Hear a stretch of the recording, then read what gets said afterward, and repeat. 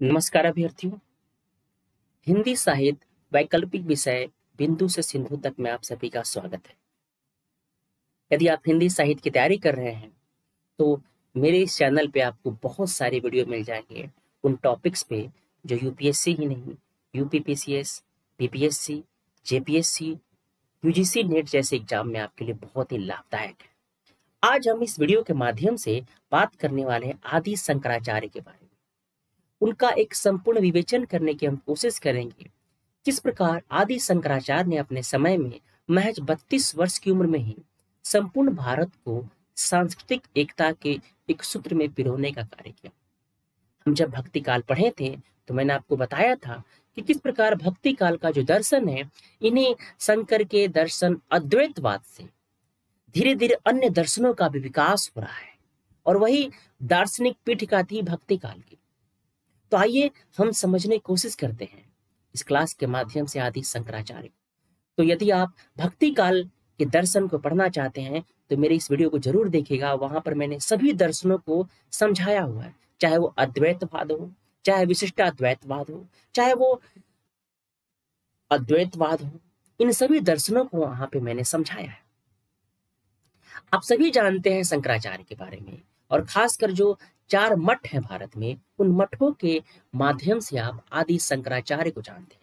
भारत का शायद ही कोई ऐसा नागरिक हो, और खासकर जो हिंदू मत को मानता है, वो इन्हें नहीं जानता। आप में से कई लोगों ने शायद इन मठों की यात्रा भी की होगी।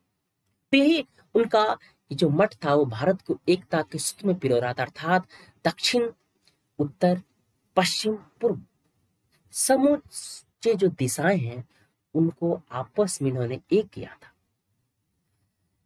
और शंकराचार्य ने ही दशनामी संप्रदाय की स्थापना की थी, जिसका मैंने आपको यहाँ पे जिक्र किया है।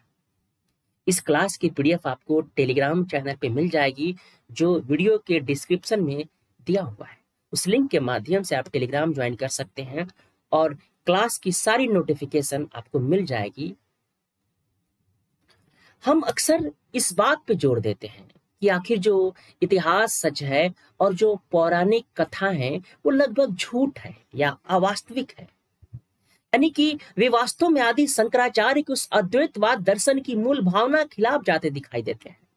जहां पे शंकराचार्य कहते हैं, उनका जो दर्शन है वो इस चीज को स्वीकार करता है कि जगत मिथ्या है, ब्रह्म सत्य है।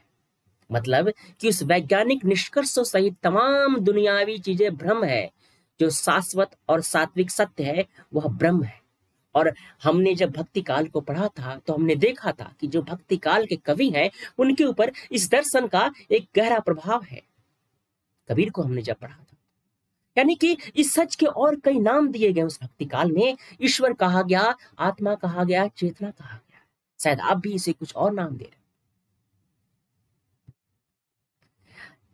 जो आदि शंकराचार्य हैं वह महज एक संत नहीं थे, वह केवल दार्शनिक नहीं थे, अपितु वह एक ऐसे व्यक्ति थे जिन्होंने संपूर्ण भारत को एकता के सूत्र में पिराया। अर्थात राजनीतिक रूप से देखा जाए तो भारत को एक करने में इनका एक बड़ा योगदान था।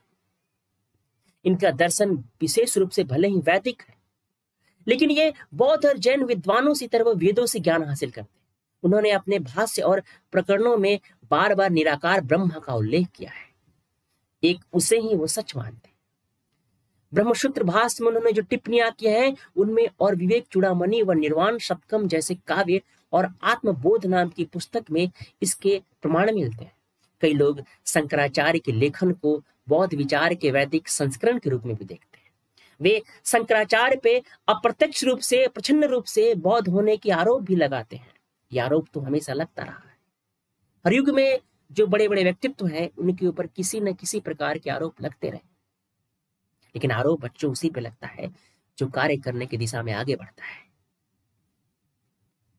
लेकिन शंकराचार्य का ही काव्य इस धारणा को भी तोड़ता नजर आता है। इसमें तमाम जगहों पे हमें सगुण साकार ब्रह्म का उसी रूप में उल्लेख किया गया है जैसा पुराणों में मिलता है। जैसा कि हमने भक्ति काल में पढ़ा था कि 2 प्रकार की काव्य धाराएं हैं, निर्गुण और सगुण, यानी ईश्वर और उपासना के आधार पर भक्ति काल में हमने सगुण और निर्गुण के रूप में विभक्त किया था। और इसी सगुण और निर्गुण में आपने देखा था, निर्गुण में क्या है, वहां भी 2 धाराएं निकल रही है, प्रेमाश्रय और ज्ञानाश्रय। और उसी प्रकार जो सगुन है उसमें राम भक्ति धारा और कृष्ण भक्ति धारा निकल रही है। तो इनकी जो 3 रचनाएं हैं उनका नाम है दक्षिण मूर्ति स्रोत, गोविंदाष्टक और सौंदर्य लहरी, जिसमें उन्होंने क्रमशः शिव, विष्णु और शक्ति की आराधना की बात कही है। उनकी लीलाओं का ज्ञान है उसमें। ये रचनाएं उन्हें वेद व्यास के बाद पहला एक ऐसा रचनाकार बनाती है जो साकार और निराकार दोनों ईश्वर की बात करता, अर्थात सगुण और निर्गुण दोनों बातें यहाँ पर आपको दिखाई देगी। और यही वजह है कि शंकराचार्य क्या ये जो साहित्य है वो हमें एक तरीके से एक बेहतर समझ विकसित करता है। जैसा कि मैंने आपसे पहले बताया कि जिस प्रकार वेद व्यास की जो रचना है वो हम सभी को उस वैदिक संस्कृति, उस हिंदुवाद से हमें जोड़ता है, उसी प्रकार शंकराचार्य की भी जो दर्शन है, जिनका जीवन है, हमें इसी के रूप में जोड़ता है। उस निराकार ब्रह्म और मिथ्या जगत की बात करते हुए भी शंकराचार्य ने 12 ज्योतिर्लिंगों, 18 शक्तिपीठों और 4 विष्णु धामों की एक ऐसी तीर्थ यात्रा पर निकले थे जो मिलकर भारत को एक करने का काम करती थी। बिल्कुल आप सभी में जो अभ्यर्थी हैं कई लोग गए होंगे इन तीर्थ यात्राओं पे। ये तीर्थ यात्रा नहीं है, ये कोई धाम नहीं है, ये हमारी अमिट सांस्कृतिक पहचान भी है जो हमें एक करती है, जो बताती है कि भारत क्या है, यानी कि हमारी विविधताओं का दर्शन कराती है। और यहाँ पर भी आदि शंकराचार्य के उस साहित्य में वो इसी प्रकार की विविधता मौजूद है। आदि शंकराचार्य केरल से कश्मीर, पुरी से द्वारका, श्रृंगेरी से बद्रीनाथ और कांची से काशी तक संपूर्ण भारत का उन्होंने दौरा किया। वो हिमालय की ऊंची ऊंची तराइयों से गुजरते हुए नर्मदा और गंगा के तटों तक और पूर्व से लेकर पश्चिम के घाटों तक यात्रा है।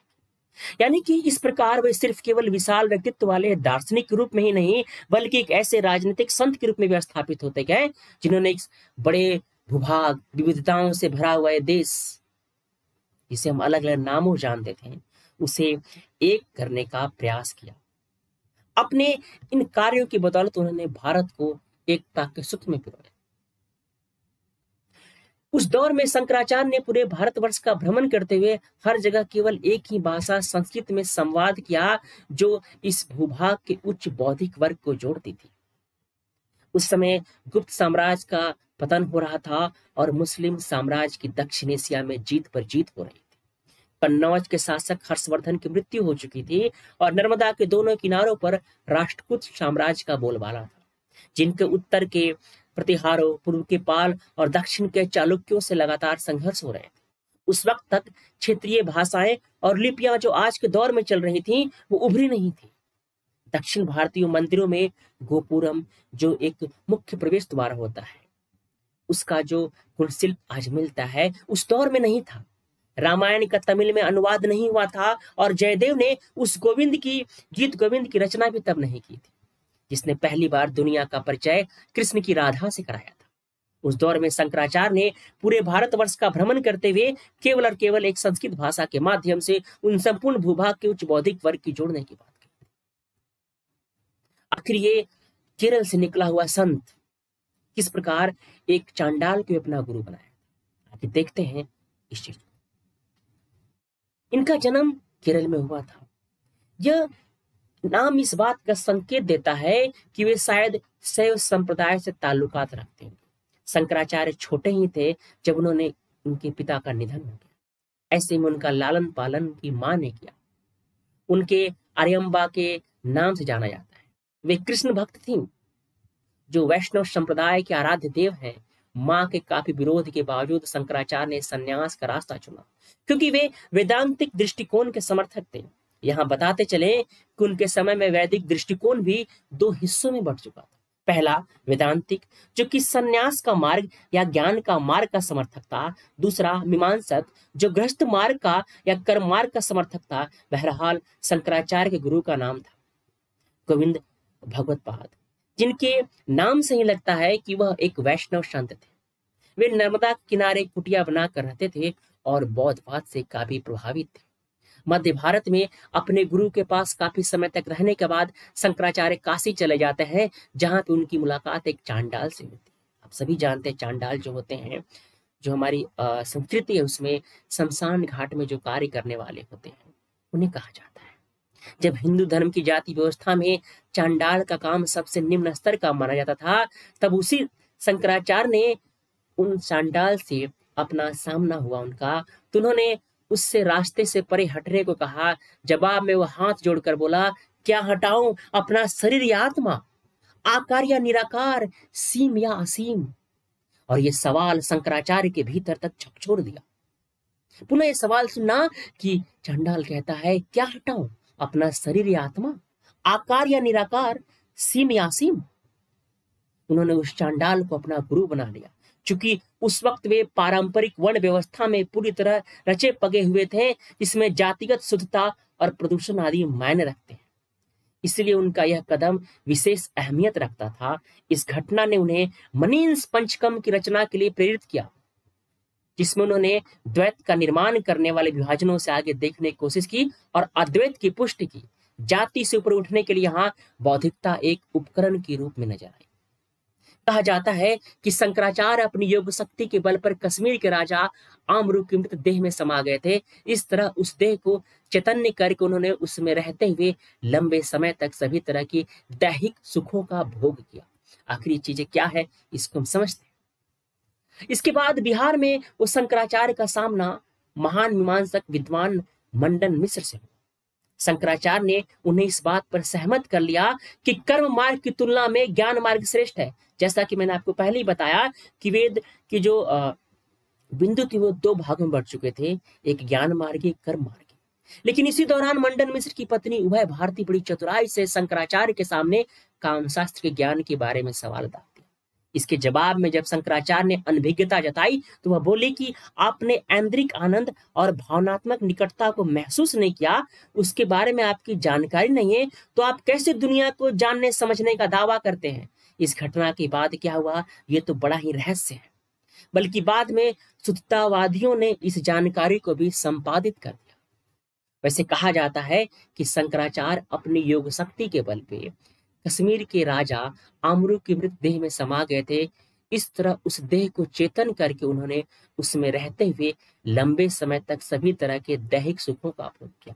उन्होंने अपने कामोत्तेजक प्रेम काव्य आमरू शतक में इन अनुभवों का वर्णन भी किया है। उसके बाद उन्होंने पहले कश्मीर फिर श्रृंगेरी, जो दोनों अभी कर्नाटक में है, में शारदा के मंदिर बनवाए। इस मंदिरों में स्थापित देवी प्रतिमा के हाथ में एक किताब है। इससे पहली नजर में यह सरस्वती की मूर्ति मान ली जाती है, लेकिन उसके दूसरे हाथ में बर्तन और एक तोता भी है, जो गृहस्थ और ऐन्द्रिक जीवन का प्रतीक है। इससे शंकराचार्य द्वारा भौतिक सुखों की पुष्टि का संकेत भी मिलता है।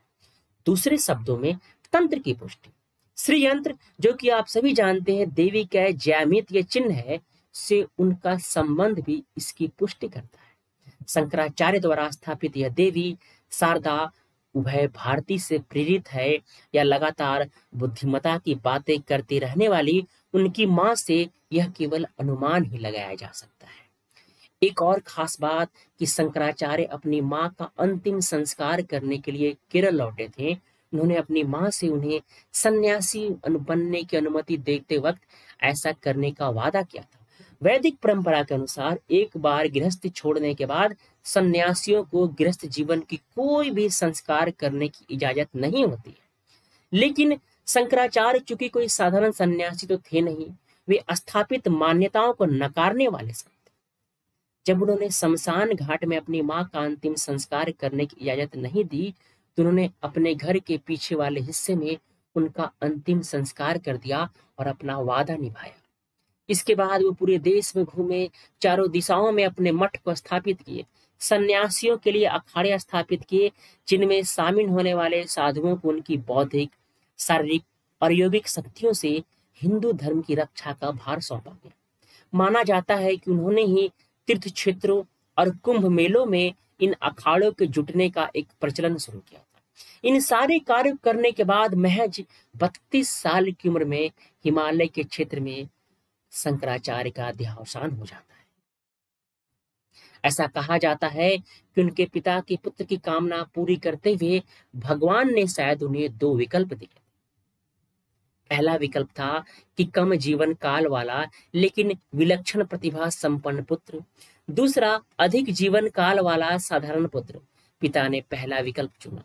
उनका जन्मजात प्रतिभा संपन्न पुत्र एक बार 8 साल की उम्र में ही देह छोड़ने चला था, लेकिन ईश्वर ने शायद प्रसन्न होकर उसे 8 साल की उम्र और दे दी ताकि वह वेदों की उस शक्ति की खोज कर सके। फिर उसकी प्रतिभा और कौशल को देखकर खुद वेद व्यास ने उन्हें 16 साल की उम्र और वरदान में दी थी ताकि यह युवक अर्जित ज्ञान को संपूर्ण भारत में फैला सके, जो आगे चल के आदि शंकराचार्य ने बहुत ही बखूबी किया। आखिर शंकराचार्य क्या थे? इन तमाम बातों के बाद आखिर हमें जानना है कि शंकराचार्य क्या थे। बड़े बड़े विद्वान भी अक्सर सोचते हैं कि क्या ज्ञान के भंडार और दार्शनिक शंकराचार्य वही थे जिन्होंने भक्ति काव्य भी लिखा है? जिन शंकराचार्य ने तीर्थ यात्राओं की मान्यता दी, क्या उन्होंने ही बेकार की परंपराओं का विरोध भी किया था? वे वैदिक थे या तांत्रिक, शैव थे या वैष्णव या शाक्त? वे बौद्ध धर्म के विरोधी थे या खुद भी उसे मानने वाले थे? उनके जीवन के तमाम पहलू उन विचारों को भी प्रतिबिंबित करते हैं जिस समय भारत को गढ़ रहे थे। शंकराचार्य को समझने के लिए हमें एक असली और बाकी नकली भगवानों वाली सोच के बजाय उस हिंदूवादी सोच की ओर जाना होगा जहां भगवान साकार और निराकार सहित कई स्वरूपों वाला हो सकता है। शंकराचार्य अपने चारों ओर की दुनिया को छोटे छोटे क्षणभंगुर और सीमित सत्यों से भरा हुआ मानते थे, लेकिन बौद्ध धर्म के उलट वे यह भी मानते थे कि ये सभी एक ऐसे सत्य पर टिके हैं जो अखंड, शाश्वत और असीमित है। पहला हमारी पहुंच में है, जबकि दूसरा बेहद गूढ़ और अप्राप्य है। बौद्ध धर्म के भारत में ज्यादा लोकप्रिय न होने की एक वजह इसका कला को विलासिता मानना भी था, जबकि पौराणिक आराध्य नाचने गाने को ज्ञान के माध्यम की तरफ उपयोग में लाते थे।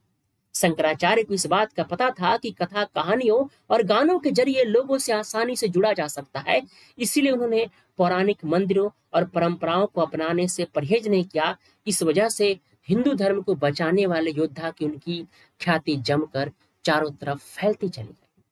कौन सा कथन, तीर्थ, विचार, काव्य और ईश्वर बड़ा है, इस पर बहस करने के बजाय उन्होंने सिर्फ इस बात पर जोर दिया कि ब्रह्मा ही वह एकमात्र सच है जो महत्व रखता है, जिस तक तर्क, समझ आदि से नहीं बल्कि केवल आस्था रखकर वेदों के जरिए ही पहुंचा जा सकता है।